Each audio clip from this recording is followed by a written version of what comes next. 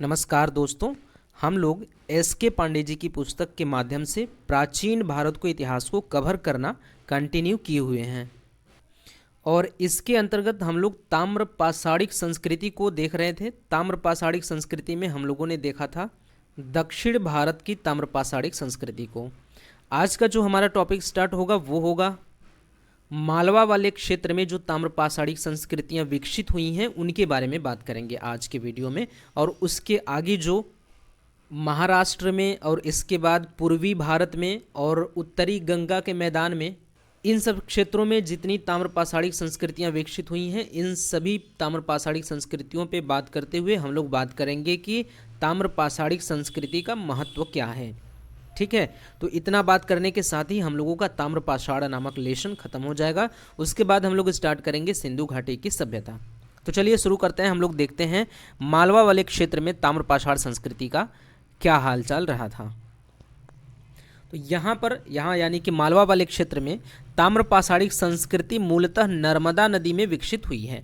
तो जो हम लोग बात कर रहे हैं मालवा संस्कृति का, जो ताम्र पाषाण से संबंधित है मालवा संस्कृति, वो आमतौर पे देखा जाए तो नर्मदा नदी में विकसित हुई है। यहाँ के प्रमुख स्थलों में कौन कौन से यहाँ के प्रमुख स्थल हैं इसकी बात करें तो यहाँ के प्रमुख स्थलों में कैथा, एरच, नकदा और नवदा टोली आदि प्रमुख स्थल हैं। तो जो मालवा संस्कृति है, मालवा वाले क्षेत्र में ताम्र पाषाणिक संस्कृतियों में कैथा, एरच, नगदा, नवदा टोली आदि प्रमुख स्थल हैं। यहाँ के ये सभी स्थल पश्चिमी मध्य प्रदेश में मिलते हैं। तो कैथा, एरच, नगदा, नवदा टोली ये सभी स्थल हमें पश्चिमी मध्य प्रदेश के आसपास में मिलते हैं। उसके बाद हम देखते हैं कि उज्जैन के निकट छोटी काली सिंध के किनारे कैथा का उत्खनन 2 बार हुआ है। कैथा कभी कभी आपको ऐसा मिलेगा कायथा संस्कृति के नाम से भी ये इसका नाम मिलेगा, कायथा संस्कृति। ये वही कैथा है जिसका उत्खनन 2 बार हो रहा है। तो क्या बात हो रही है कि उज्जैन के निकट छोटी काली सिंध के किनारे कैथा का उत्खनन 2 बार हुआ है और वहाँ ताम्र पाषाणिक बस्ती के 3 चरणों का पता चलता है। तो जो कायथा है या कैथा है, यहाँ पर 2 बार उत्खनन हुआ है।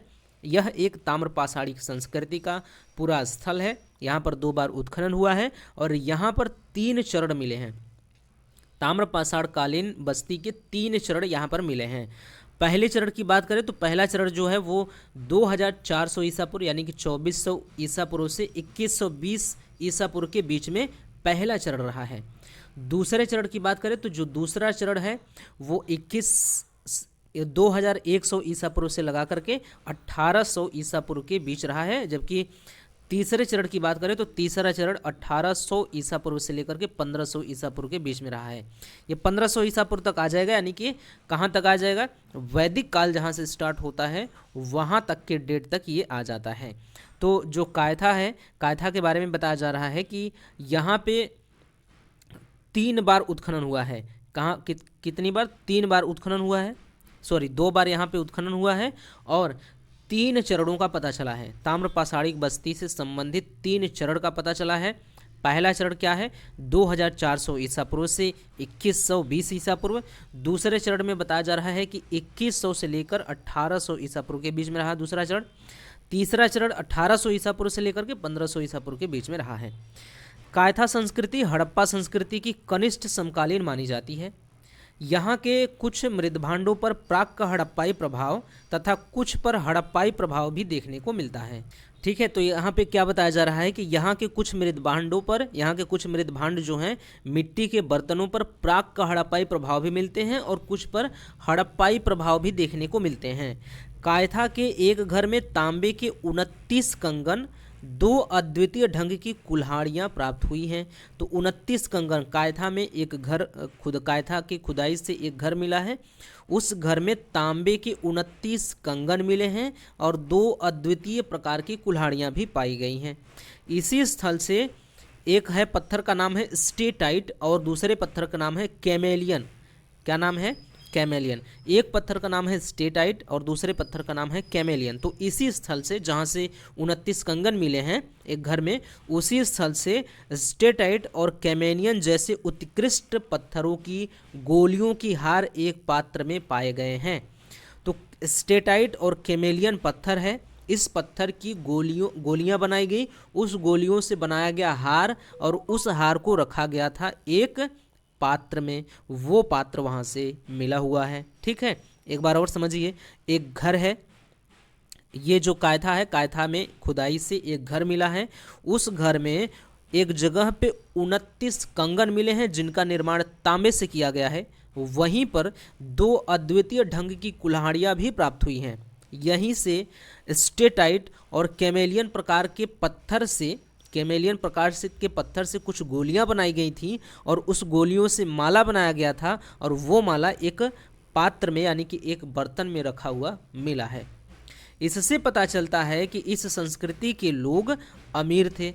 तो ये जो कैमेलियन और स्टेटाइट जो पत्थर है, कैमेलियन और स्टेटाइट प्रकार का जो पत्थर है, बड़ा उत्कृष्ट और उस समय हो सकता है महंगा रहा होगा, बड़े मुश्किल से मिलता रहा होगा, इसलिए ऐसा कहा जा रहा है कि यहाँ के लोग, इससे पता चलता है कि यहाँ के लोग क्या थे, अमीर थे। कायथा संस्कृति की कई बस्तियाँ किलाबंद हैं, इससे भी हम अंदाज़ा लगा सकते हैं कि ये अमीर थे। कायथा संस्कृति की कई बस्तियाँ हमें किलाबंद रूप से मिलती हैं, इसको भी याद रखेंगे। नर्मदा के दक्षिणी तट पर स्थित नवदा टोली में ताम्रपाषाणकालीन बस्तियों के 4 चरण प्राप्त हुए हैं।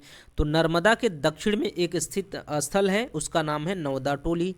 नवदा टोली से ताम्रपाषाण काल के 4 चरण प्राप्त हुए हैं। कितने? 4 चरण प्राप्त हुए हैं। जबकि हमने कायथा की बात करें तो कायथा में 3 चरण प्राप्त हुए हैं ताम्रपाषाण संस्कृति से, और वहीं नवदा टोली की बात कर लें तो नवदा टोली से 4 चरण प्राप्त होते हैं। नवदा टोली से 4 चरण प्राप्त होते हैं, इसको भी याद रखेंगे।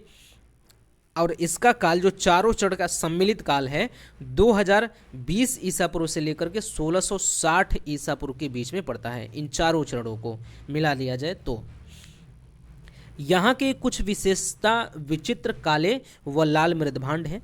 यहाँ की जो मुख्य विशेषता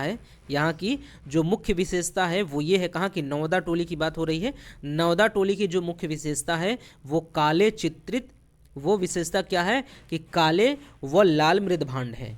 तो याद रखिएगा, नवदा टोली से काले और लाल मृदभांड प्राप्त हुए हैं। तो मृदभांडों के संदर्भ में चीज़ें आप स्पष्ट रखेंगे। तो मृदभांड कहाँ से मिला है? यहाँ पे नवदा टोली से मिला है काले और लाल मृदभांड। ये एक विशिष्ट प्रकार के लाल पालिश वाले मृदभांड होते थे जिसपे काले रंग के चित्रों को सजाया गया था। आप देख सकते हैं ये जो मृदभांड है लाल कलर का मृदभांड है और उस पर काले रंग के चित्र से कुछ चीज़ें सजावट की गई हैं।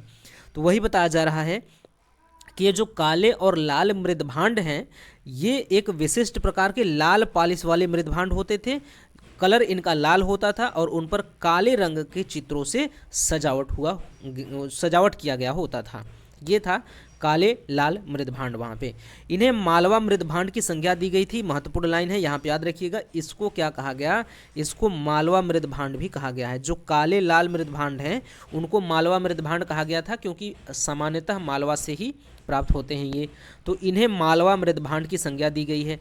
मालवा मृदभांडों को सभी ताम्रपाषाणिक मृदभांडों में सर्वश्रेष्ठ माना जाता है। तो याद रखिएगा, सभी ताम्रपाषाणिक मृदभांडों में सर्वश्रेष्ठ मृदभांड कौन है? मालवा मृदभांड। मालवा मृदभांड कैसा है? ये लाल काले मृदभांड है। ये एक प्रकार के विशेष लाल मृदभांड होते हैं जिन पर काले रंग से पॉलिश की गई होती है। मालवा संस्कृति के लोग कताई और बुनाई में भी दक्ष थे क्योंकि वहाँ पे चरखे और तकलियाँ भी प्राप्त हुई हैं। तो इससे अंदाज़ा लगाया जाता है कि वहाँ के लोग कताई और बुनाई में भी दक्ष हुआ करते थे। आगे बात करते हैं हम लोग। तो मालवा किस्म की ताम्रपाषाणिक संस्कृतियाँ बेतवा नदी के किनारे एरड़ से प्राप्त हुई हैं और त्रिपुरी से। कहाँ से प्राप्त हुई हैं? एरड़ से और त्रिपुरी से। त्रिपुरी कहाँ है? जबलपुर के निकट है। तो मालवा किस्म की ताम्रपाषाणिक संस्कृतियाँ बेतवा से प्राप्त हुई हैं और एरड़ से, मतलब बेतवा के किनारे एरड़ से प्राप्त हुई हैं और त्रिपुरी से। तो एरड़ कहाँ है? बेतवा के किनारे है। एरड़ कहाँ है? बेतवा नदी के किनारे है और त्रिपुरी भी बेतवा नदी के किनारे हैं। तो इसको स्पष्ट कर लीजिए कि मालवा किस्म की ताम्रपाषाणिक संस्कृतियाँ बेतवा नदी के किनारे एरड़ से मिली हैं और त्रिपुरी से मिली हैं। त्रिपुरी कहाँ है? जबलपुर के निकट त्रिपुरी है। ठीक। नवदा टोली का उत्खनन दक्कन कॉलेज पूना के प्रोफेसर HD संकालिया ने करवाया था। महत्वपूर्ण है, याद रखिएगा कि नवदा टोली का उत्खनन किसने करवाया था। नवदा टोली का उत्खनन किसने करवाया था? तो नवदा टोली का उत्खनन दक्कन कॉलेज पूना के professor HD Sankalia. Deccan college Poona याद रहे ना रहे, HD संकालिया याद रहना चाहिए कि नवदा टोली का उत्खनन HD संकालिया ने कराया था। तो इसका नवदा टोली का उत्खनन दक्कन कॉलेज पूना के प्रोफेसर HD संकालिया ने किया और यह स्थल इस महाद्वीप का सबसे विस्तृत उत्खनित ताम्रपाषाणिक युगीन ग्राम है। इसको भी आप महत्वपूर्ण तरीके से याद रखिएगा कि जो एशिया महाद्वीप है, एशिया महाद्वीप का सबसे विस्तृत उत्खनित ताम्रपाषाणिक बस्ती कौन है? नवदा टोली है। इसको याद रखिएगा। सबसे विस्तृत, एशिया महाद्वीप में सबसे विस्तृत ताम्रपाषाणिक संस्कृति जिसका उत्खनन अब तक हो चुका है वो कौन है? नवदा टोली है। इसको याद रखिएगा। अब ये तो हम लोग कंप्लीट कर लिए कि जो मालवा वाले क्षेत्र में ताम्रपाषाणिक संस्कृति थी वो किस प्रकार से थी। अब हम लोग बात करने जा रहे हैं महाराष्ट्र वाले क्षेत्र में जो ताम्रपाषाणिक संस्कृतियां थी उनका क्या हाल चल रहा था। अगर हम लोग महाराष्ट्र वाले क्षेत्र की बात करें तो महाराष्ट्र में ताम्रपाषाणिक संस्कृतियों की बात करते हुए हम लोग देखते हैं कि महाराष्ट्र के अनेक स्थलों से ताम्रपाषाणिक युगीन जीवन यापन का साक्ष्य प्राप्त हुआ है। सीधी सी लाइन है कि महाराष्ट्र के अनेक स्थलों से ताम्रपाषाणिक युगीन जीवन यापन का साक्ष्य हमें प्राप्त होता है। इसलिए हम जान पाते हैं कि महाराष्ट्र में भी ताम्रपाषाणिक संस्कृतियां विकसित हुई थीं। यहाँ के महत्वपूर्ण स्थल कौन कौन से हैं? सबसे महत्वपूर्ण चीज़ ये है कि हमने जानना है कि महाराष्ट्र में कौन कौन से महत्वपूर्ण स्थल हैं। तो अहमदनगर जिले में जोरवे है, नेवासा है और दैमाबाद है। 3 स्थल हैं अहमदनगर जिले में। पुणे जिले की बात करें तो पुणे जिले में चंदौली सोनगांव एक क्षेत्र है, इनाम गांव है और प्रकाश है और वहीं पे नासिक है। ये इन स्थलों को आप याद रखेंगे कौन कौन से स्थल हैं। ये जो स्थल हैं, एक ये जोरवे आपको देखने को मिलेगा, नेवासा मिलेगा, दैमाबाद। 3 क्षेत्र कहाँ पे मिलेंगे? अहमदनगर जिले में। अहमदनगर जिले में ये तीनों क्षेत्र आपको देखने को मिलेंगे। कहाँ पे? अहमदनगर जिले में, याद रखिएगा। अहमदनगर जिले में कौन कौन से स्थल हैं? जोरवे, नेवासा और दैमाबाद। वहीं बात करें हम लोग पुणे जिले की तो पुणे में चंदौली सोनगांव इसका नाम है, इनाम गांव एक क्षेत्र है, प्रकाश और फिर नासिक। ये सभी पुरास्थल ताम्रपाषाणिक पुरास्थल हैं महाराष्ट्र में। ठीक है। यहाँ के स्थलों में गोदावरी के तट पर स्थित दैमाबाद सर्वाधिक महत्वपूर्ण और बड़ा स्थल है। तो महाराष्ट्र में सर्वाधिक महत्वपूर्ण और सबसे बड़ा क्या है? दैमाबाद है। क्या है? दैमाबाद है। कहाँ पे स्थित है? अहमदनगर जिले में गोदावरी नदी के तट पर स्थित है दैमाबाद। यह लगभग 20 हेक्टेयर क्षेत्र में फैला हुआ है। दैमाबाद की बात कर रहा है कि ये लगभग 20 हेक्टेयर क्षेत्र में फैला हुआ है जिसमें 4000 लोग रह सकते थे।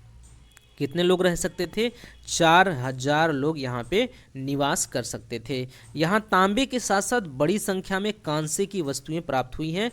ये महत्वपूर्ण है। कांसा स्टार्ट हो गया। देखिए आगे चल के जब हम सिंधु घाटी की सभ्यता पढ़ेंगे तो हम पाएंगे कि यहाँ पे कांसे का प्रयोग होना स्टार्ट हो गया है।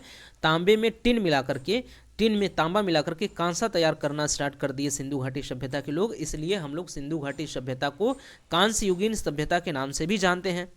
तो कांसा यहाँ से स्टार्ट हो गया है। आप देखिए ताम्रपाषाण काल से कांसे का प्रयोग करना, मतलब कांसे का निर्माण, क्योंकि कांसे का निर्माण तांबे में टिन को मिला के किया गया था, तो तांबे में टिन मिला के कांसे का निर्माण करने का मतलब ये हुआ कि ये लोग प्रगलन की विधि से परिचित थे। प्रगलन का मतलब होता है धातुओं को गला करके उसको किसी और रूप में बदलना या किसी भी चीज़ का निर्माण करना, उसको कहते हैं प्रगलन। तो तांबे और टीन को कैसे मिलाएंगे? जब तक उसको पिघलाएंगे नहीं, पिघला के मिलाएंगे तभी मिक्स होके कांसा बनेगा। तो प्रगलन की विधि से ये लोग परिचित हो गए थे ताम्रपाषाण काल के लोग। तो आप देख रहे हैं कि यहाँ पे तांबे के साथ साथ कांसे की भी वस्तुएं प्राप्त हो रही है। कहाँ से? दैमाबाद से। तो दैमाबाद से याद रखिएगा एक ऐसा ताम्रपाषाणिक पुरा स्थल है जहाँ से तांबे के साथ साथ कांसे की भी वस्तुएं प्राप्त हुई हैं। यहाँ से तांबे की 4 प्रमुख वस्तुएं मिली हैं, ये हमें याद रखना है। दैमाबाद से 4 प्रमुख वस्तुएं प्राप्त हुई हैं। वो वस्तुओं को हमें याद रखना है। क्या क्या मिला है? एक तो मिला है रथ चलाता हुआ मनुष्य, तांबे का बना हुआ है, याद रखिएगा, तांबे के बने हुए रथ चलाता हुआ मनुष्य। एक मनुष्य जो रथ चला रहा है उसको तांबे से एक तरह से खिलौना टाइप का बनाया गया था। एक षांड मिला है, गैंडे और हाथी की आकृतियां जिसमें प्रत्येक ठोस धातु की हैं, जो प्रत्येक जो तांबे की बनी हुई हैं ठोस धातु की हैं। ये सभी के सभी जो हैं क्या हैं, ये सभी के सभी जो वस्तुएं हैं, रथ चलाता हुआ मनुष्य, सांड, गैंडे और हाथी की आकृतियां जो हैं वो प्रत्येक वस्तु ठोस धातु की हैं, यानी कि तांबे की ही बनी हुई हैं। ठीक है, तो यहाँ पे तांबे की बनी हुई 4 वस्तुएं मिली हैं। ये चीज़ हमें महत्वपूर्ण तरीके से याद रखना है। ये कौन कौन से हैं? पहला, रथ चलाता हुआ मनुष्य। पहला क्या है? रथ चलाता हुआ मनुष्य 1 हो गया, षांड 2 हो गया, गैंडा 3 हो गया और हाथी का बना हुआ जो मतलब तांबे का बना हुआ जो हाथी है वो 4 हो गया। तो याद रखना है कि दैमाबाद से 4 वस्तुएं मिली हैं जिनका निर्माण तांबे से किया गया था। रथ चलाता हुआ मनुष्य, षांड, गैंडा और हाथी। आगे बात करें तो यहाँ से जौ, गेहूं, मसूर, कुल्थी, मटर और कहीं कहीं से चावल भी प्राप्त हुए हैं दैमाबाद से। तो दैमाबाद काफ़ी महत्वपूर्ण पुरास्थल है ताम्र पाषाण युगीन संस्कृति के संदर्भ में, इसको आप याद रखेंगे। तो दैमाबाद से फसल कौन कौन से मिलते हैं? जौ मिलता है, गेहूं मसूर मिलता है, कुल्थी मिलता है, मटर और कहीं कहीं से चावल भी प्राप्त होता है, ये आप याद रखेंगे। बेर की झुलसी हुई गुठलियाँ भी मिली हैं। बेर की झुलसी हुई गुठलियाँ मतलब कि जो बेर होता है, बैर जिसको लोकल भाषा में बैर कहते हैं, तो जो बेर है, बेर की जो बीज है उसको गुठलिया कहा जा रहा है। तो जो उसका बीज है वो मिला है झुलसी हुई अवस्था में। किसमें? झुलसी, जली हुई अवस्था में मिला है। तो बेर की गुठलियाँ झुलसी हुई अवस्था में मिली हैं, इसको आप याद रखेंगे। कहाँ से? दैमाबाद से। पालतू बनाए गए पशुओं में गाय, बैल, भैंस, भेड़, बकरी, सूअर और घोड़ा शामिल हैं।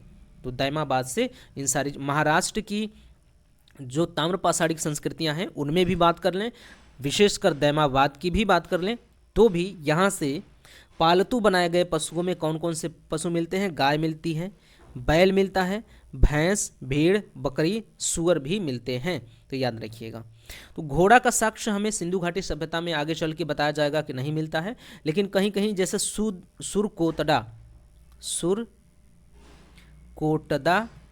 कोतडा ऐसा कुछ नाम है पूरा स्थल का, आप देखेंगे तो एक तो ये कहा जाएगा कि सिंधु घाटी सभ्यता में घोड़े के साक्ष्य नहीं मिले हैं। फिर आगे चल के बताया जाएगा हमें कि सुरकोतडा से हल्का फुल्का कहीं घोड़े के प्रमाण मिलते हैं। तो घोड़े के प्रमाण सिंधु घाटी सभ्यता में हो सकता है कि बहुत कम आगे चल के हो गए थे, लेकिन यहाँ पे ताम्रपाषाणिक संस्कृति में घोड़े का प्रमाण हमें देखने को मिल रहा है। तो ये रहा महाराष्ट्र के बारे में। और देखते हैं इसमें क्या है।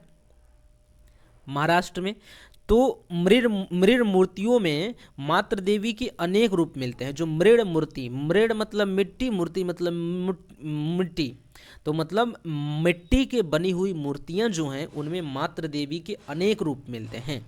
तो वही बताया जा रहा है कि मृड़ मूर्तियों में मातृ देवी के अनेक रूप मिलते हैं। मातृ देवी की एक आकृति सांड की आकृति के साथ जुड़ी हुई मिली है। तो ये थोड़ा सा अजीब तरह की संरचना देखने को मिल रही है कि जो मातृ देवी की एक मूर्ति है, मातृ देवी की एक आकृति है, उस आकृति को सांड की आकृति के साथ अटैच करके बनाया गया था। तो ये चीज़ यहाँ से मिला है। कहाँ का विशेषता हमें, जो महाराष्ट्र में ताम्रपाषाणिक संस्कृतियाँ हैं विशेषकर दैमाबाद वाले क्षेत्र में, तो वहाँ से ये सारी विशेषता हमको देखने को मिल रही हैं। यह कच्ची मिट्टी की बनी हुई जो ये आकृति मिली है मातृ देवी की सांड के साथ लगी हुई, ये तांबे की नहीं है, ये तांबे की नहीं, याद रखिएगा। ताम्रपाषाणिक संस्कृति में ये कच्ची मिट्टी की बनी हुई है, यहाँ पे कन्फ्यूज़ नहीं होना है, ये कच्ची मिट्टी की बनी हुई है। यहाँ से बहुत सारे कलश समाधान भी प्राप्त हुए हैं। कलश समाधान, कलश समाधान का मतलब ये है कि जैसे कोई व्यक्ति मर गया और उसको जला दिए, उसको जला करके उसका जो राख, उसका जो अवशेष बचा हुआ है उसको एक बर्तन में, जैसे मेटी होता है उसमें मेटी में बंद करके रख दिया जाता है, उसको फिर बहा दिया जाता है, ऐसा अब होता है। तो वही चीज़ कलश मिला है, कलश एक जो मृदभांड टाइप का रहता है, उसी में जली हुई अस्थियां, जो अवशेष बचे हुए होंगे मृतक का जलने के बाद, वो अवशेष उसमें भर दिया जाता है। तो वो चीज़ यहाँ से मिला है। इसका मतलब कि शवाधान जो है, वो शवाधान प्रक्रिया वहाँ पे जो जला के किया जाता था वो किया जाता रहा होगा, तभी तो जला करके जो अवशेष बचे होंगे उस अवशेष को उस कलश में भर दिए होंगे। तो वहाँ से कलश शवाधान की प्राप्त मिलते हैं, मतलब प्राप्त होते हैं। तो यहाँ से बताया जा रहा है कि यहाँ से बहुत सारे कलश शवाधान भी प्राप्त हुए हैं। ये कलश जो हैं घरों के फर्श के नीचे मिले हैं। ये याद रखिएगा, जो कलश हैं हम लोग तो जैसे अब क्या होता है कि अब गंगा नदी में या कोई आसपास जो उस क्षेत्र के आसपास में है, पवित्र नदी है या फिर कोई भी क्षेत्र है, वहाँ पे कहीं कहीं दफना देते। अब तो दफनाने का वो जो ज़मीन में खड़ खन के वो गाड़ दिया करते थे, तो वो गाड़ दिया करते थे। इस समय क्या है, इस समय जो प्रचलन है वो ये है कि बहा दिया करते हैं, उसमें मिट्टी में भर के अवशेष उसको, उसके बाद उसको बहा दिया करते हैं, पता नहीं कहाँ चला जाता है। लेकिन उस समय क्या करते थे वो लोग, उस कलश को घर में ही अपने फर्श के नीचे गाड़ दिया करते थे खन के। इसके प्रमाण हमें प्राप्त हुए हैं। तो यहाँ से बहुत सारे कलश के समाधान प्राप्त हुए हैं, कलश समाधान प्राप्त हुए हैं। ये कलश जो हैं घरों के फर्श के नीचे मिले हैं। कुछ अस्थियों से वयस्कों एवं बच्चों के दंत रक्षण योग का तथा शिशुओं में होने वाली स्कर्वी रोग का भी पता चला है। तो यहाँ पे जो है दंत रक्षण, दंत क्षरण है, दंत क्षरण मतलब दांत टूटना। तो कुछ अस्थियों से वयस्कों एवं बच्चों के, मतलब जो वयस्क पुरुष हैं उनमें भी और जो बच्चे हैं उनमें भी दांत टूटने जैसा कोई रोग का पता चला है। और वहीं पे बच्चों में बात कर लें, शिशुओं में, तो वहाँ पे स्कर्वी रोग होने का पता चला है वहाँ के अस्थियों से। जो वहाँ से अस्थियाँ प्राप्त हुई हैं उन अस्थियों का पता लगाया गया है, चेक किया गया, तो पता चला कि जिनकी ये अस्थियाँ रही होंगी उनको दंत क्षरण रोग रहा होगा। और जो बच्चों की अस्थियाँ पाई गई उनका पता लगाया तो पता चला कि इन बच्चों में स्कर्वी रोग रहा होगा, ऐसा पता लगाया गया है। काले पॉलिश युक्त हल्के पांडुरंग वाले मृदभांड इस संस्कृति की अभिलक्षण विशेषताएं हैं। तो इस संस्कृति की जो महाराष्ट्र में जो दैमाबाद वाला क्षेत्र है, दैमाबाद वाले क्षेत्र में जो संस्कृति है, इस संस्कृति की जो प्रमुख लक्षण हैं वो यहाँ पे पांडुरंग वाले मृदभांड हैं। तो काले पालिश युक्त हल्के पांडुरंग वाले मृदभांड इस संस्कृति की अभिलक्षक विशेषताएं हैं, इसको याद रखना है। इनाम गांव की बात कर लें तो इनाम गांव में जोरवे संस्कृति की चरण की सबसे अधिक व्यापक तस्वीर उभरी है। इनाम गांव में जोरवे संस्कृति चरण की सबसे अधिक व्यापक तस्वीर उभरी है। यहाँ से चूल्हों सहित बड़े बड़े कच्ची मिट्टी के मकान और गोलाकार गड्ढों वाले मकान मिले हैं। यहाँ से चूल्हे मिले हैं, ठीक है, चूल्हों के अलावा बड़े बड़े मिट्टी के मकान मिले हैं, बड़े बड़े कच्ची मिट्टी के मकान मिले हैं। यहाँ के लोग कच्ची मिट्टी के मकान में रहते थे। ये गोलाकार गड्ढों वाले मकान मिले हैं, गड्ढे वाले मकान मिले हैं, ये याद रखिएगा। यानी कि इसको कहा जाता है गर्तावास। क्या कहा जाता है? गर्तावास कहा जाता है, मतलब गड्ढे में आवास करना। तो गोलाकार गर्तावास भी यहाँ से प्राप्त हुआ है। कहाँ से? इनाम गांव से। कहाँ से? इनाम गांव से। महाराष्ट्र के इनाम गांव से क्या क्या मिला है? चूल्हा मिला है, इसके साथ साथ बड़े बड़े कच्ची मिट्टी के मकान के साक्ष्य मिले हैं, गोलाकार गड्ढे वाले मकान यानी कि गोलाकार गर्तावास के भी प्रमाण यहाँ से मिले हैं। यहीं से बाद की अवस्था में यानी कि 1300 ईसा पूर्व से 1000 ईसा पूर्व के बीच में 5 कमरों वाला एक मकान मिला है, बड़ा सा एक मकान मिला है। कहाँ से? इनाम गांव से। याद रखिएगा, इनाम गांव से एक 5 कमरों वाला मकान मिला हुआ है। इनाम गांव ताम्रपाषाण काल की एक बड़ी बस्ती थी। ताम्रपाषाण काल की एक बड़ी बस्ती हुआ करती थी इनाम गांव। इनाम गांव को आपको याद रखना है। इनाम गांव, दैमाबाद, ये सभी महत्वपूर्ण पुरास्थल हैं, इनको आप याद रखेंगे। तो इनाम गांव क्या है? ताम्रपाषाण काल की एक बड़ी बस्ती थी। इसमें 100 से भी अधिक घर और कमरे पाए गए हैं। 100 से भी अधिक घर और कमरे इसमें पाए गए हैं। कहाँ पे? इनाम गांव में। यह बस्ती किलाबंद और खाई से घिरी हुई थी। सबसे बड़ी बात है कि किलाबंद थी और खाई से घिरी हुई थी। इनाम गांव में शिल्पी पश्चिमी छोर पर रहते थे। जो शिल्पकार थे, शिल्पकार वो पश्चिमी छोर पे रहते थे, जबकि सरदार जो थे प्रायः केंद्र स्थल पर रहता था। जो सरदार रहता था उस गांव का, वो बीच में रहता था, केंद्र में रहता था। और जो शिल्पकार हुआ करते थे वो कहाँ रहते थे? पश्चिमी छोर पर रहते थे। इसमें निवासियों के बीच सामाजिक दूरी जाहिर होती है। इससे निवासियों के बीच सामाजिक दूरी जाहिर होती है कि जो शिल्पकार है वो पश्चिम की ओर रह रहा है और जो सरदार है वो केंद्र में रह रहा है, तो कितनी दूरी है दोनों के बीच में। तो इससे क्या होता है? निवासियों के बीच में सामाजिक दूरी जाहिर होती है। नेवासा जो है, अब इनाम गांव हो गया, दायमाबाद हो गया, नेवासा की बात करें तो नेवासा जो है जोरवे संस्कृति के एक अन्य महत्वपूर्ण स्थल है। नेवासा जो है जोरवे संस्कृति, अब जोरवे संस्कृति को आप जोड़ेंगे महाराष्ट्र से।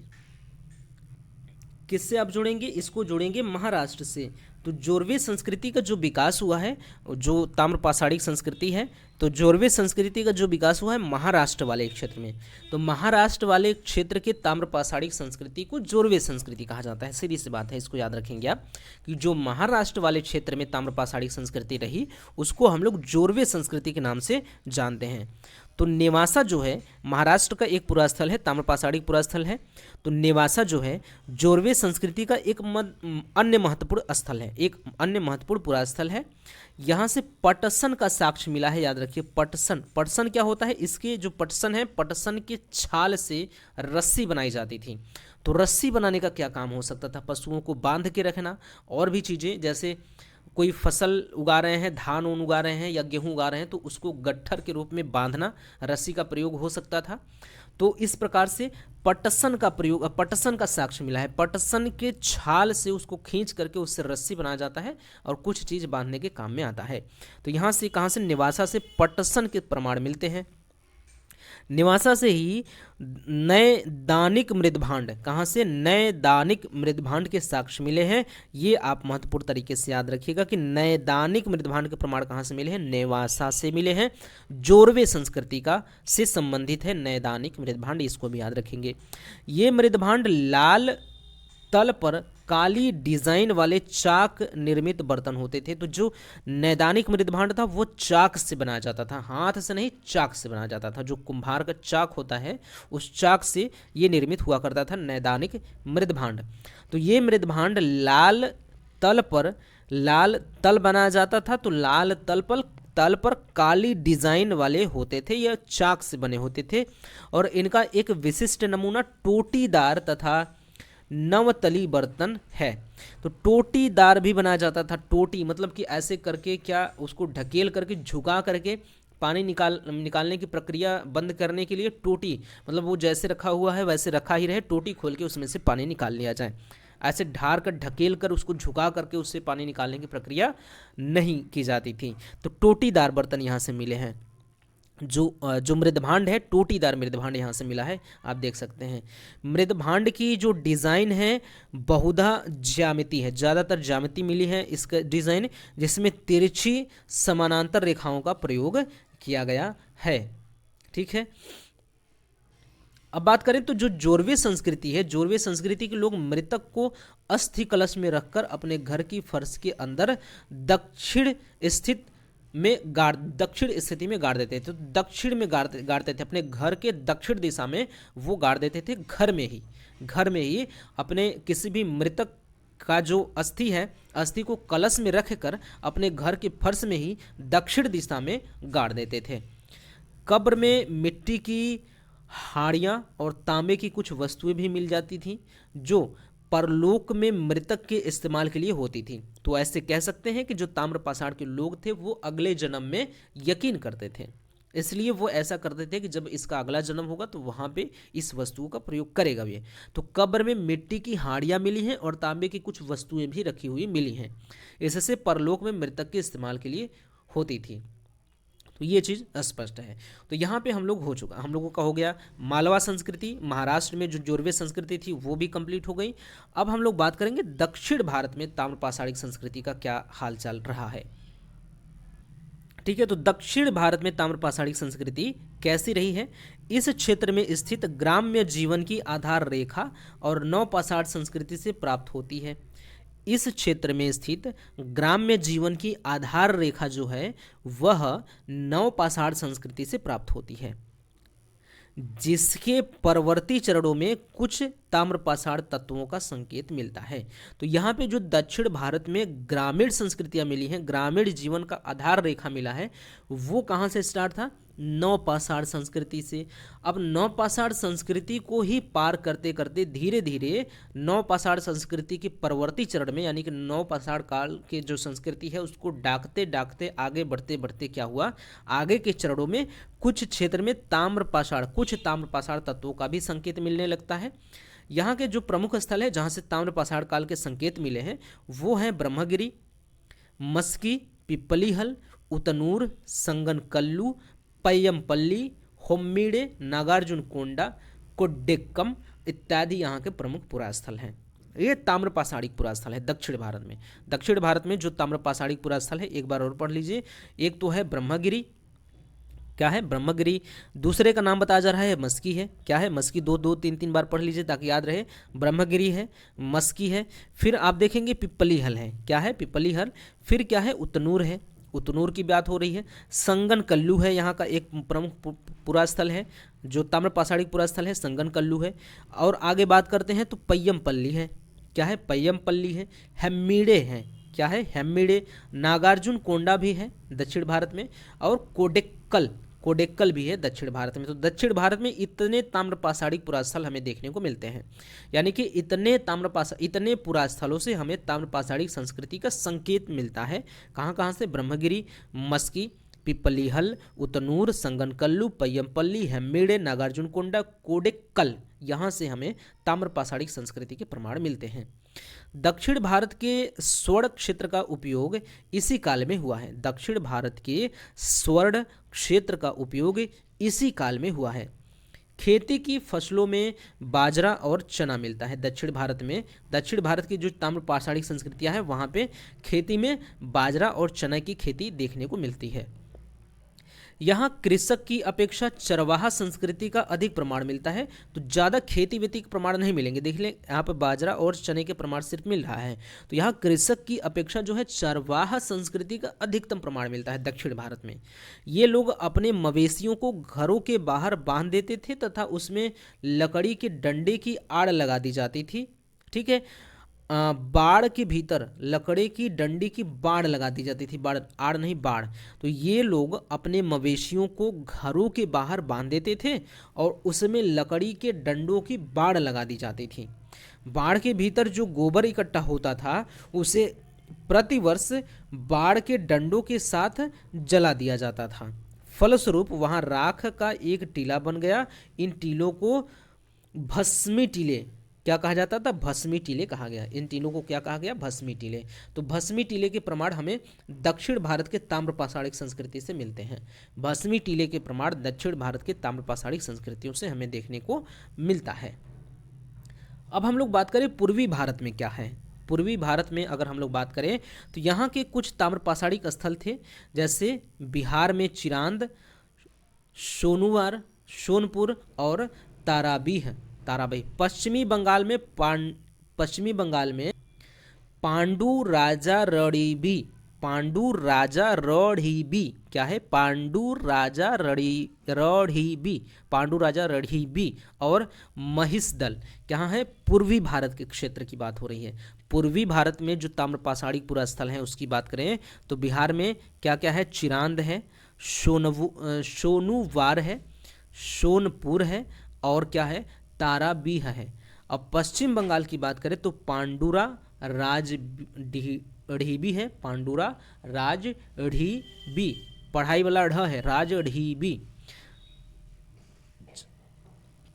पांडु राजा रणीबी। तीन क्षेत्र में तीन पार्ट में इसको बांट के पढ़ लेंगे तो समझ में आ जाएगा। पांडु राजा रणीबी और एक क्षेत्र है महिषदल, क्या है? महिषदल, कहाँ पे? पश्चिम बंगाल में। तो ये पूर्वी भारत की ताम्रपाषाणिक संस्कृति है, यहाँ पे हमें देखने को मिलती है। तो कभी ये आप याद रखेंगे कि पूर्वी भारत में ताम्रपाषाणिक संस्कृतियाँ कहाँ कहाँ पे देखने को मिली है? बिहार में देखने को मिली है और पश्चिम बंगाल में। बिहार में कहाँ? बिहार में चिरांद, सोनुवार, सोनपुर और ताराबीह में। और पश्चिम बंगाल में कहाँ? पश्चिम बंगाल में पांडु, राजा, रणीबी और महिषदल में। ठीक, अब बात करते हैं ऊपरी गंगा घाटी और गंगा यमुना दोआब में हमें क्या प्रमाण मिलते हैं, किसके? ताम्र पाषाणिक संस्कृति के। कहाँ पे? ऊपरी गंगा घाटी और गंगा यमुना दोआब में। इसकी बात करें तो इलाहाबाद के आसपास के विंध्य क्षेत्र में कई ताम्र पाषाणिक स्थल मिले हैं। तो इलाहाबाद के आसपास जो विंध्य क्षेत्र है, यहाँ से ताम्र पाषाणिक पुरा स्थल हमें मिलते हैं। इसमें कौन है? इमली डीह है, एक तो इमली डीह है, नरहन है, नरहन, सोधौरा और फैराडीह। तो ये 4 पुरा स्थल है। ऐसे ऐसे पुरा स्थल देख लीजिए कि जो कभी बहुत ज़्यादा, जैसे क्या है इसमें, चिरांद जो है, जैसे बिहार में जो चिरांद है, सोनपुर है, ठीक है, ये सभी स्थल। और जैसे हम लोगों ने पीछे पढ़ा दायमाबाद, जोरवे, ये सभी स्थल क्या था? ये सभी स्थल सुने सुने से होते हैं। ठीक है, जो सामने आते हैं तो पता चल जाता है कि हाँ ये ताम्र पाषाण से या प्राचीन भारत से रिलेटेड हैं।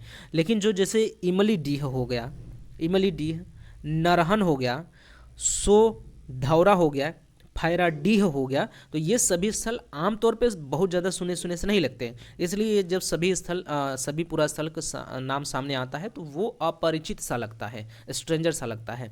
तो इन सभी पुरा स्थल को याद रखना है कि किस संस्कृति से जुड़ा हुआ है।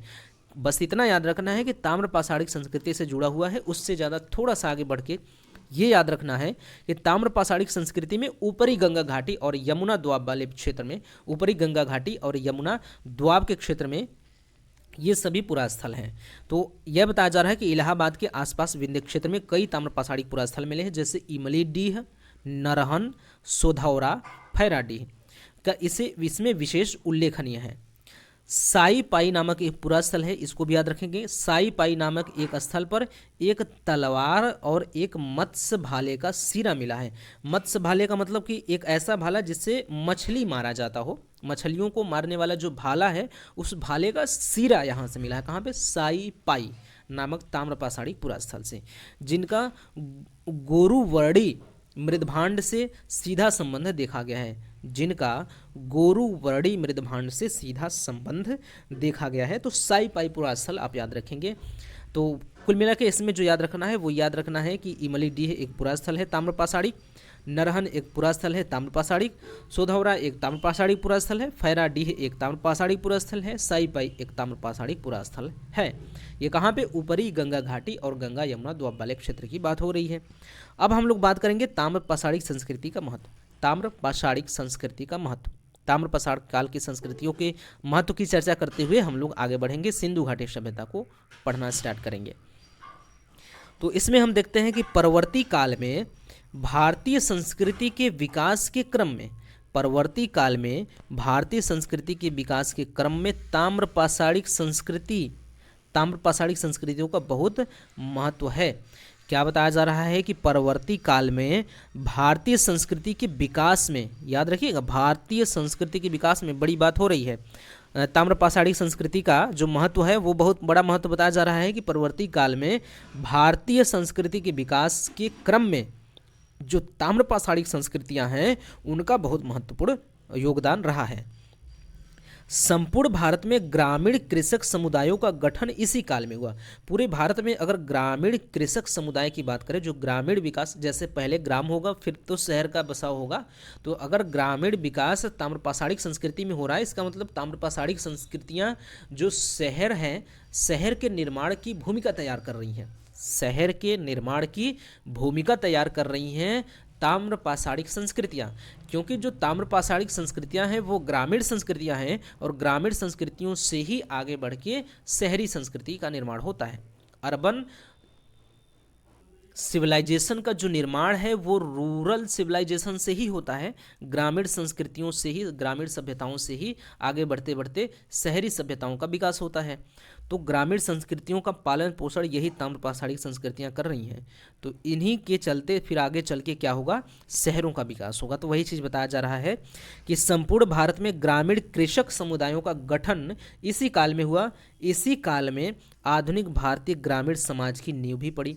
ताम्र पाषाणिक संस्कृति, ताम्र पाषाणिक काल में ही या ताम्र पाषाणिक संस्कृतियों में ही आधुनिक भारतीय ग्रामीण समाज की नींव पड़ी थी, ये बात बताई जा रही है। आगे बात करते हैं तो आधुनिक जो कर्मकांड है, आधुनिक कर्मकांड जो पूजा पाठ होता है वो, और आचार और व्यवहार जो है उसका ढांचा इसी काल के ही देन है।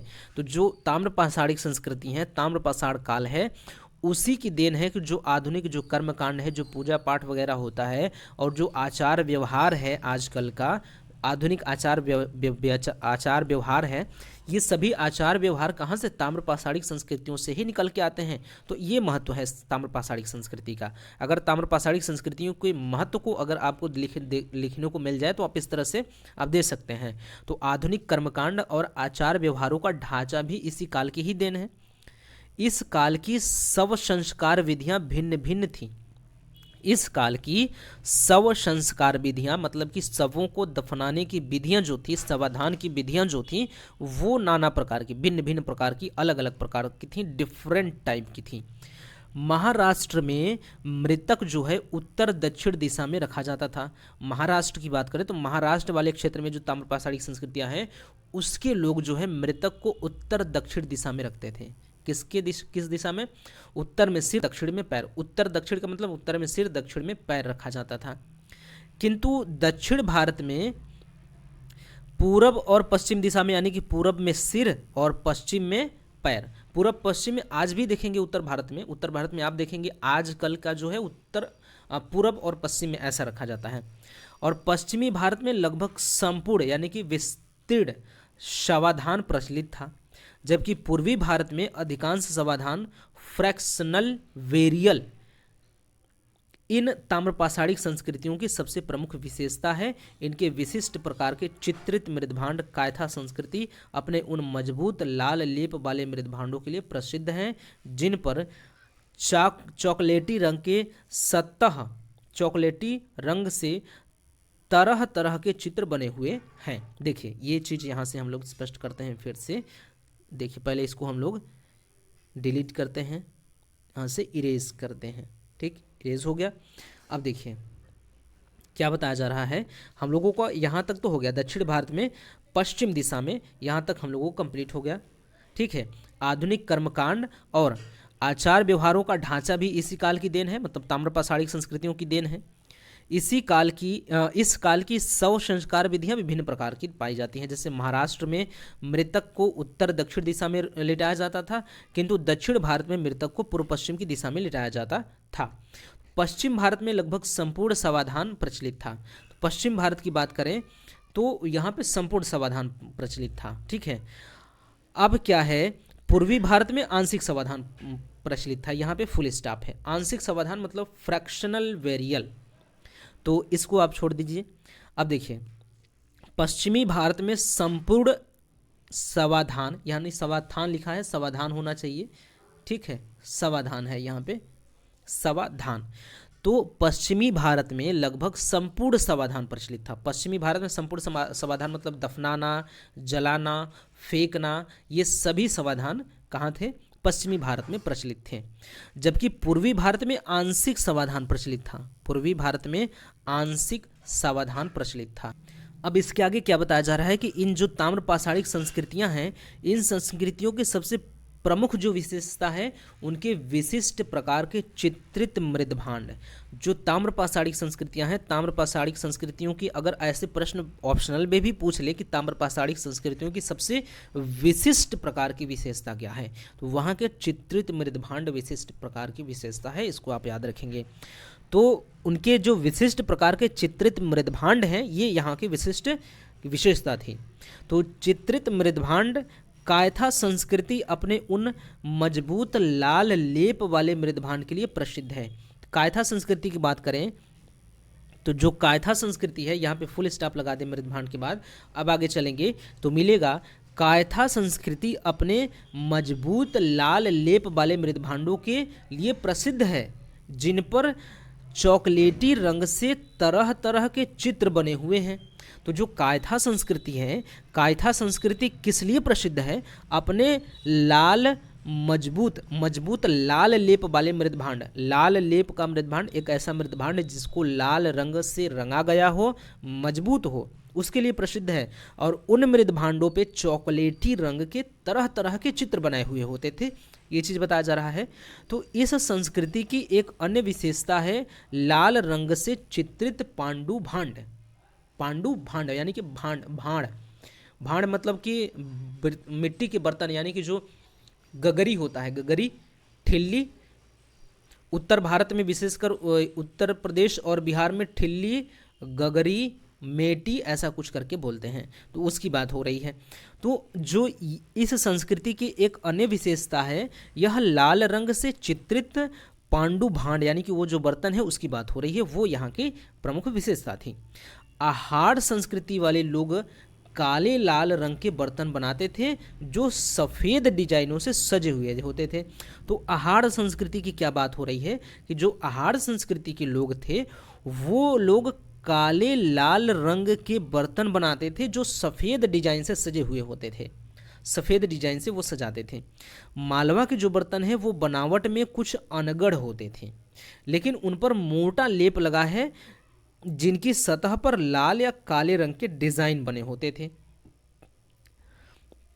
प्रभास और रंगपुर के जो मिट्टी के बर्तन हैं, प्रभास और रंगपुर संस्कृति के जो मिट्टी के बर्तन हैं वो हड़प्पा संस्कृति से मिले हुए हैं, हड़प्पा संस्कृति से लिए हुए हैं, लेकिन उनकी सतह चमकदार है जिनकी वजह से उन्हें चमकीले लाल भांड भी कहा जाता है। अब जोरवे की बात कर लें तो जोरवे के जो भांड हैं वो लाल रंग पर, जो लाल पर काले रंग से रंजित है। एक बार लाल काट दीजिए यहाँ पे। जो जोरवे के जो भांड हैं यानी कि जो मृद भांड हैं वो लाल रंग पर काले रंग से रंजित है, यानी कि लाल रंग का मृद भांड है और काले रंग से उस पर मतलब विभिन्न प्रकार के चित्रों से सजाया गया है। जोरवे की बात हो रही है। लेकिन उनकी तह जो है, उनकी तह जो तल होती है, जो तह है दूधली या फिर खुरदरी है।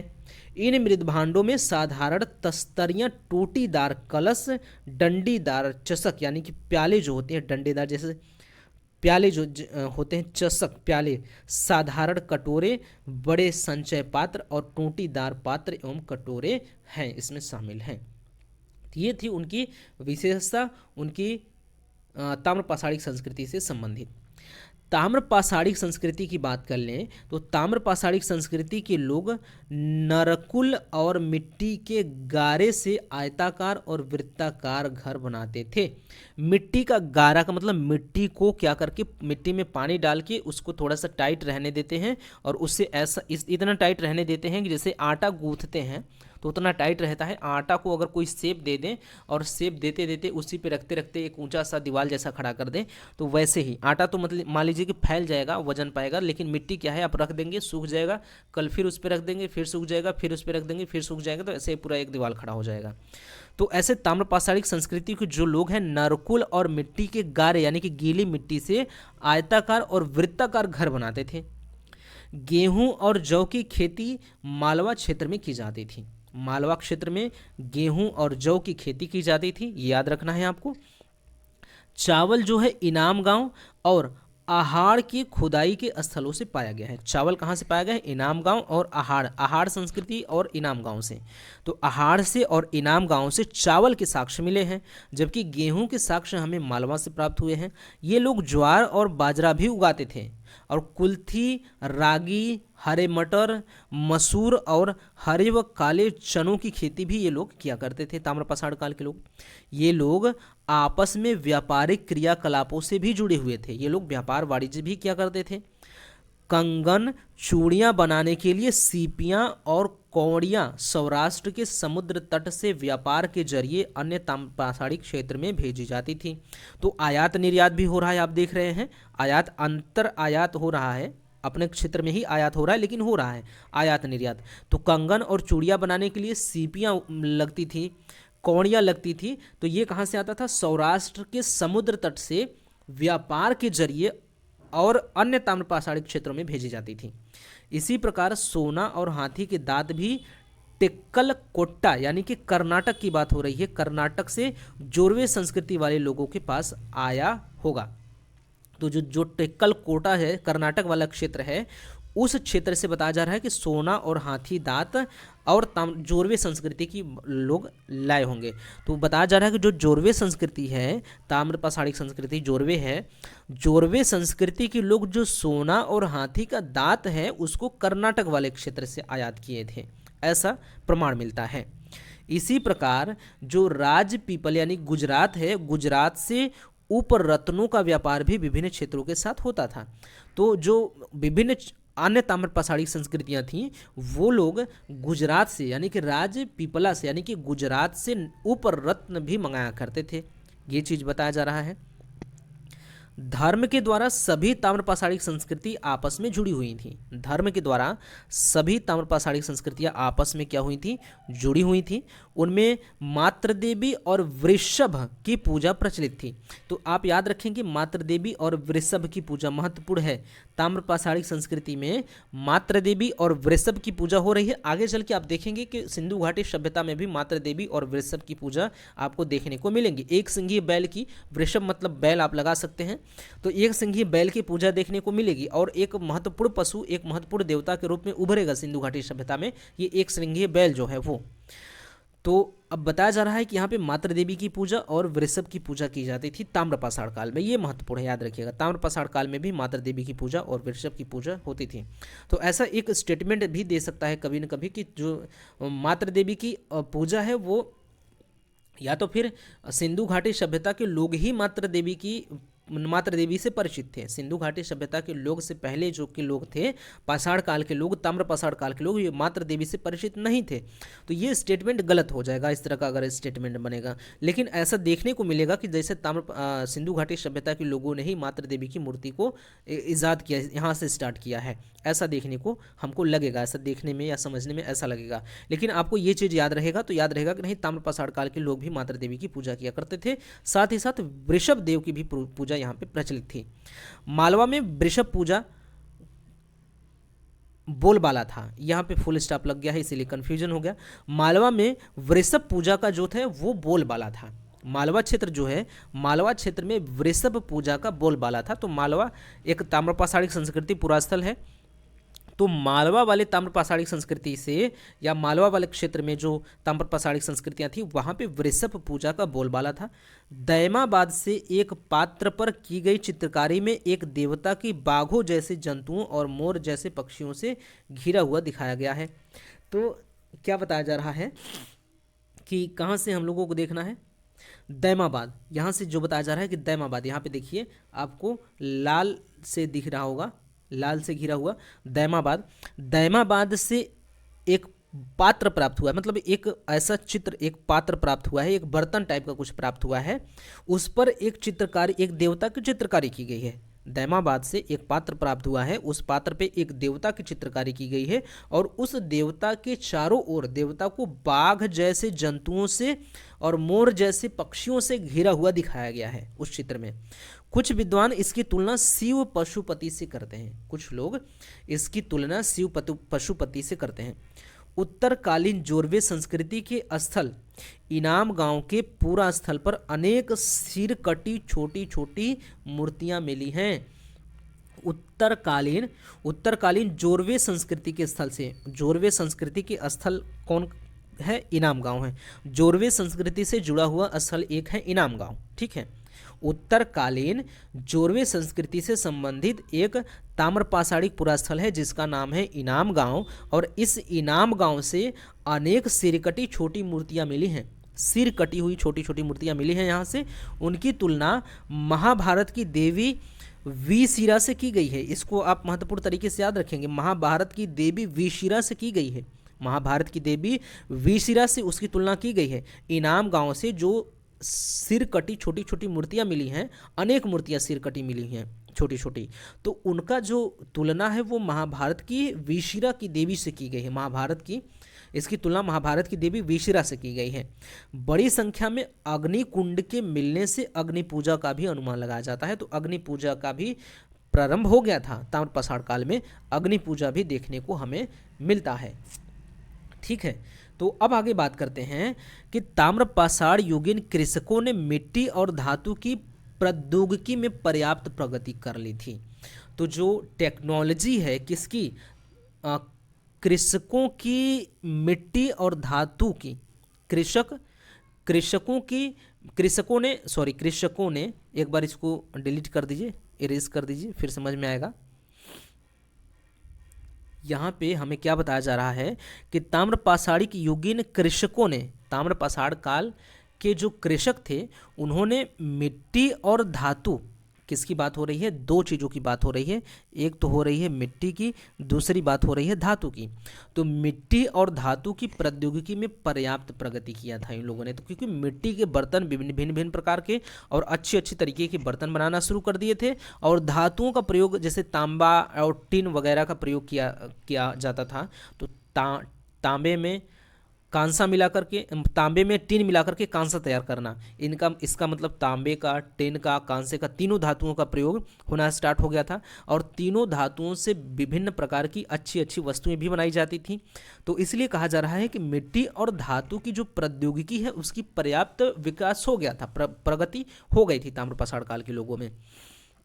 उनके द्वारा जो चित्रित भांड हैं बहुत अच्छे बनाए और आग में पकाए जाते थे, बहुत ही अच्छे बनाए जाते थे और आग में पकाए भी जाते थे। उनके भट्टे की जो आग है, उनके भट्टे की आग का तापमान 500 डिग्री से 700 डिग्री तक होता था, इतना खतरनाक तापमान होता था उनके भट्टे का। धातु के जो औजार हैं, धातु के औजार में हम कुल्हाड़ियाँ, छेनियाँ, कड़े, मनके, कांटी आदि पाते हैं, जो अधिकतर तांबे के बने होते थे। सोने के आभूषण बहुत ही दुर्लभ थे और केवल जोरवे संस्कृति से ही प्राप्त हुए हैं। ये आप लास्ट में महत्वपूर्ण पॉइंट को आप नोट कर लेंगे कि जोरवे संस्कृति से सोने के प्रमाण मिले हैं। किसके मिले हैं, बहुत ही महत्वपूर्ण है, आप याद रखिएगा। ताम्रपाषाणिक पुरास्थल है, हम लोग न तो वैदिक काल की बात कर रहे हैं, न तो सिंधु घाटी सभ्यता की बात कर रहे हैं, हम लोग बहुत पीछे की बात कर रहे हैं। सिंधु घाटी सभ्यता से पहले थोड़ा सा या कुछ समकालीन में आ जाते हैं सिंधु घाटी सभ्यता के, कुछ हल्का सा बाद में मिलते हैं सिंधु घाटी सभ्यता के। लेकिन आमतौर पर देखा जाए अधिकतर ताम्रपाषाणिक संस्कृतियाँ सिंधु घाटी सभ्यता से पहले देखने को मिलेंगी। तो देखेंगे आपके सोने के भी प्रमाण मिलते हैं, सोने के आभूषण यहाँ पे मिल रहे हैं जोरवे संस्कृति से, ये बहुत महत्वपूर्ण है। सोने के आभूषण मिल रहे हैं, आप याद रखिएगा, भूलिएगा मत, ठीक है। सोने के आभूषण मिल रहे हैं, बार बार इसलिए बोल रहे हैं कि चीज़ें याद रहें, ये चीज़ कम से कम याद रहे, ठीक है। लास्ट में बहुत महत्वपूर्ण चीज़ है, सोने के आभूषण हमें जोरवे संस्कृति से देखने को मिलते हैं। तो यहाँ पर हमारा क्या होता है, ताम्र जो पाषाण काल है, ताम्रपाषाण काल, ये जो ताम्रपाषाण काल है हम लोगों का क्या हो गया, कंप्लीट हो गया। ताम्रपाषाण काल हम लोगों ने कंप्लीट कर लिया है। और वो हम लोग कंप्लीट किसके माध्यम से कर रहे हैं, ये हम लोग एस के पांडे जी की पुस्तक के माध्यम से कर रहे हैं। आप याद रखिएगा, एस के पांडे, ये सारी चीज़ें एस के पांडे जी की पुस्तक में आपको हूबहू मिलेंगी, ठीक है। तो इस तरह से आप एस के पांडे जी की पुस्तक के माध्यम से ताम्रपाषाण काल को कंप्लीट कर लिया हम लोगों ने, आप लोगों ने, सब लोगों ने, ठीक है। अब हम लोग अगले वीडियो से हम लोग स्टार्ट करेंगे क्या पढ़ना, सिंधु घाटी की सभ्यता। सिंधु घाटी की सभ्यता हम लोग महत्वपूर्ण एक टॉपिक है, परीक्षा के दृष्टिकोण से महत्वपूर्ण है। सिंधु घाटी की सभ्यता, यहाँ से प्रश्न हमें देखने को मिलते हैं, इसको भी हम लोग कवर करेंगे इन्हीं के माध्यम से, यानी कि एस के पांडे जी की पुस्तक से, एस के पांडे जी की पुस्तक से हम लोग कवर करेंगे। तो मिलते हैं अगले वीडियो में लेकर के सिंधु घाटी की सभ्यता को। तब तक के लिए धन्यवाद, थैंक यू वेरी मच।